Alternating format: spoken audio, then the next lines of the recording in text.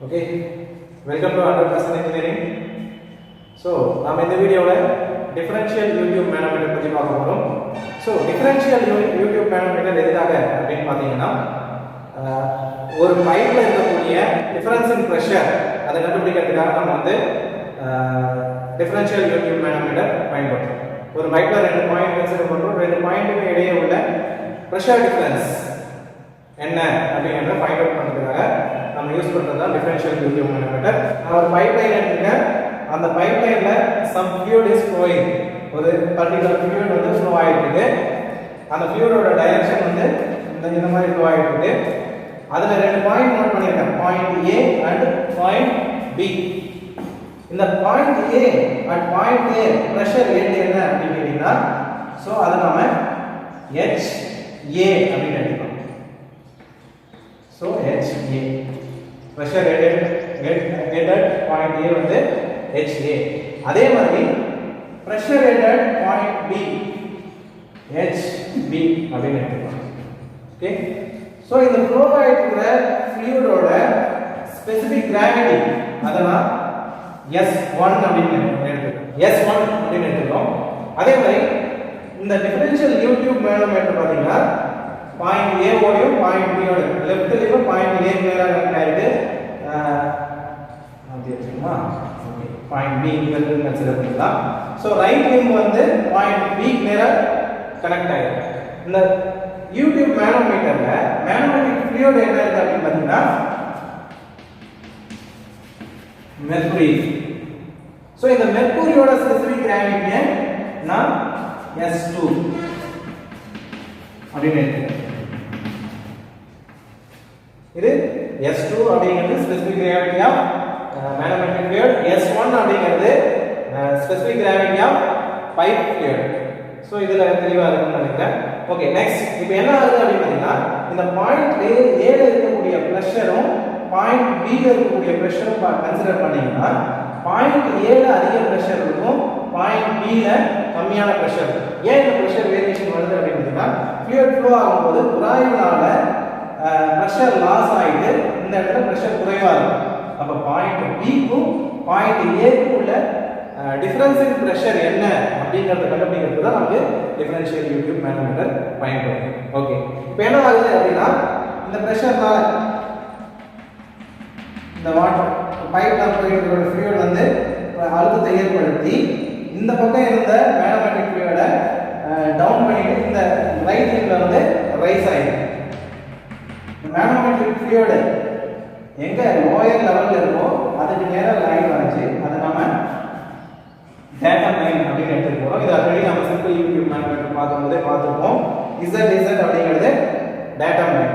இந்த டேட்டம் லைனுக்கு மேல பைப்போட சென்டர் வரைக்கும் லெஃப்ட் சைடுல பாத்தீங்கன்னா பைப் லிக்விட், பைப் ஃப்ளூயிட், அந்த டிஸ்டன்ஸை H1 நோட் பண்ணிக்கலாம். அதே போல இந்த டேட்டம் லைனுக்கு மேல ஒரு குறிப்பிட்ட உயரத்துக்கு மேனோமெட்ரிக் ஃப்ளூயிட் இருக்கு, அதை நாம H2 அப்படின்னு எடுத்துக்கலாம். தென் அதுக்கு மேல பாத்தீங்கன்னா இந்த இடத்துல இருந்து பைப்போட சென்டர் வரைக்கும் பைப் ஃப்ளூயிட் இருக்கு, அதை H3 ன்னு எடுத்துக்கலாம். ஓகே, சோ இந்த H3 பாத்தீங்கன்னா இந்த டோட்டல் டிஸ்டன்ஸ்ல இருந்து H2 கழிச்சா கிடைக்கும். அதாவது H1 ல இருந்து H2 மைனஸ் பண்ணா கிடைக்கும். அப்போ H3 H1 H2. Okay, so நம்ம என்னென்ன டேட்டா தேவையோ அதெல்லாம் பார்த்தோம். ஒரு பைப் எடுத்துக்கோம், அந்த பைப்ல வந்து ரெண்டு பாயிண்ட்ஸ் நோட் பண்ணிருக்கோம். ரெண்டு பாயிண்ட்லயும் பிரஷர் என்ன அப்படிங்கிற பிரஷர் ரேட் என்னன்னு நோட் பண்ணிருக்கோம். அந்த பிரஷர் வேரியேஷன்னால மேனோமெட்ரிக் ஃப்ளூயிட் வந்து மூவ் ஆயிருக்கு. அந்த மூவ்மெண்ட் பொறுத்த மாதிரி நாம என்ன பண்ணிருக்கோம், அந்த அளவெல்லாம் நோட் பண்ணிருக்கோம். ஓகே, இப்போ இந்த டிஃபரன்ஸ் தான் நாம கண்டுபிடிக்கணும் இல்லையா? HA அப்படிங்கிறது அதிக பிரஷர், HBங்கிறது கம்மியான பிரஷர். நாம கண்டுபிடிக்க வேண்டியது HA மைனஸ் HB.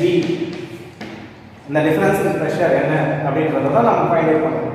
அதை ஃபைண்ட் அவுட் பண்றதுக்கு நமக்கு மேனோமீட்டர் தெரிஞ்ச ஒரு காமன் ரிலேஷன் என்ன அப்படின்னு கேட்டீங்கன்னா, இந்த டேட்டம் லைனுக்கு மேல பிரஷர் ரேட் எப்படி இருக்கும், லெஃப்ட் ஹேண்ட் சைடும் ரைட் ஹேண்ட் சைடும் ஈக்குவலா இருக்கும். அதாவது we know that static pressure above datum line will be equal on left hand side and right hand side. Left hand side இருக்கிற static pressure right hand side இருக்கிற static pressure equal ஆ இருக்கும் அப்படினு சொல்றோம். Okay, left hand side எடுத்துக்கலாம். So இதுதான் left hand side இல்லையா? இது right hand side. So right hand side பத்தி நம்ம கன்சிடர் பண்ணிடலாம். பார்த்தலாம்.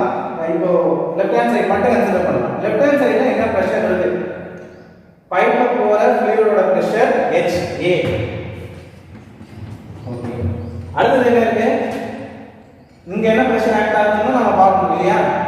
இங்க பாத்தீங்கன்னா இவ்வளவு உயரத்துக்கு பைப் ஃப்ளூயிட் போயிட்டு அதோட பிரஷர் ஆக்ட் ஆகும். அதோட பிரஷர் என்ன? H1. So pressure H1. So அந்த H1 வந்து இந்த ஃப்ளூயிடோட ஸ்பெசிபிக் கிராவிட்டியால கண்டிப்பா மல்டிப்ளை பண்ணிட்டோம். இந்த யூனிட்டை வந்து காமன் பண்றதுக்காக நம்ம பண்றோம். ஓகே, நெக்ஸ்ட் இது லெஃப்ட் ஹேண்ட் சைடு முடிஞ்சது. ரைட் ஹேண்ட் சைடு என்ன இருக்கு? ரைட் ஹேண்ட் சைடு பாத்தீங்கன்னா இப்ப லெஃப்ட் ஹேண்ட் சைட மாத்தலாம். ரைட் ஹேண்ட் சைடு மட்டும் பார்க்கலாம். H2ன்ற உயரத்துக்கு மெர்க்குரி இருக்கு. அதே மாதிரி H3 அப்படிங்கிற உயரத்துக்கு பைப் ஃப்ளூயிட் இருக்கு. அதே மாதிரி HB அப்படிங்கிற பைப் பிரஷர் இருக்கு. சோ ரைட் ஹேண்ட் சைடு இருக்கிறது பாத்தீங்கன்னா ஒன்னு பைப் பிரஷர் HB, அடுத்து H3 அப்படிங்கிற உயரத்துக்கு பைப் ஃப்ளூயிட் இருக்கு. H3ங்கிற உயரத்துக்கு அந்த பைப் ஃப்ளூயிடோட ஸ்பெசிபிக் கிராவிட்டியை மல்டிப்ளை பண்ணனும் இல்லையா? பைப் ஃப்ளூயிடோட ஸ்பெசிபிக் கிராவிட்டி என்னன்னு பார்த்தோம் ஆல்ரெடி, S1 ன்னு பார்த்தோம். So H3 S1. அடுத்து என்ன இருக்கு? H2 அப்படிங்கிற உயரத்துக்கு manometer ஃப்ளூயிட் இருக்கு. அப்போ பிளஸ் H2 அதோட specific gravity S2. Okay, so இப்போ பாத்தீங்கன்னா நமக்கு தேவை HA HB. சோ இந்த HB நான் இந்த சைடு கொண்டு வரும்போது HA HB equal to இந்த H1 S1 எனக்கு தேவையில்லை, அந்த சைடு கொண்டு போகும்போது மைனஸ் ஆயிடும். அப்போ H3 S1 plus H2 S2 plus sorry இங்க பிளஸ்ல இருக்கு, இந்த பக்கம் வந்துச்சுனா மைனஸ் H1 S1. சோ இதுதான் வந்து இந்த ரிலேஷன்ஷிப் யூஸ் பண்ணி நம்ம வந்து டிஃபரன்ஸ் இன் ஹெட் என்ன, டிஃபரன்ஸ் பிரஷர் என்ன அப்படிங்கறத ஃபைண்ட் அவுட் பண்ணிக்கலாம். பட் இங்க H3 க்கு நமக்கு ஒரு வேல்யூ தெரியும். H3 என்ன சொல்லிருக்கோம்? H1 H2. அதை சப்ஸ்டிட்யூட் பண்ணிடலாம். H3 க்கு பதிலா H1 H2 into S1 plus H2 S2 plus sorry minus H1 S1.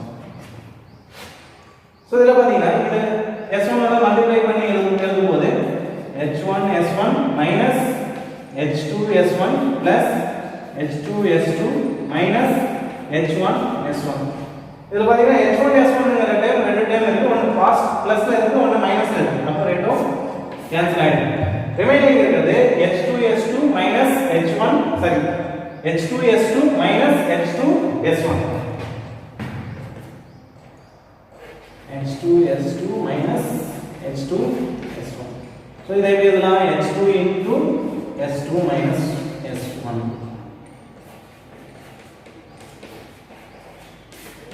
So this is the final relationship.